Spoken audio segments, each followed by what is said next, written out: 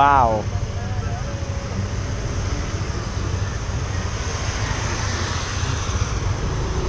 เอาไปไหมไปเลยไหม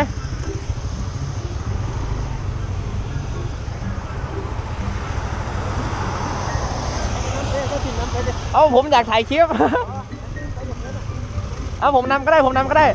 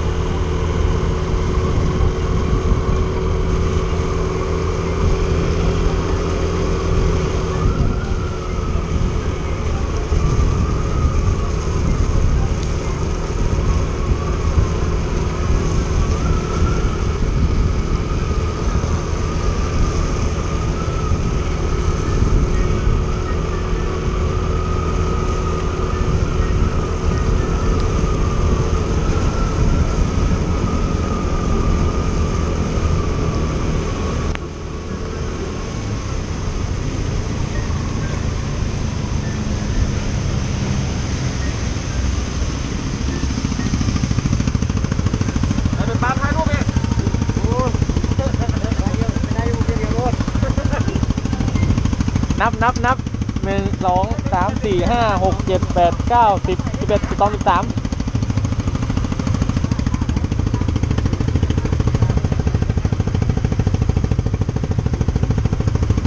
เห็นหน้าผมไหมเนี่ย อันนี้แยงตาเห็นหน้าผมไหมเนี่ย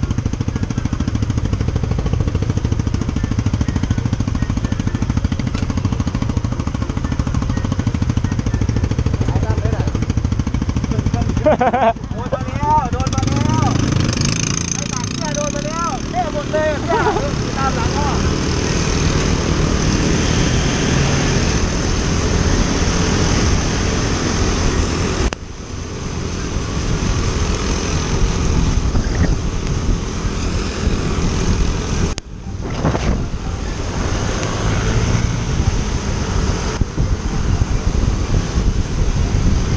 ฉลามน้อยครับฉลามน้อย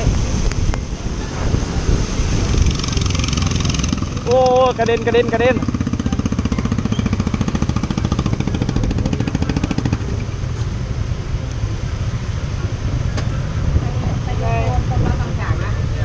พาชม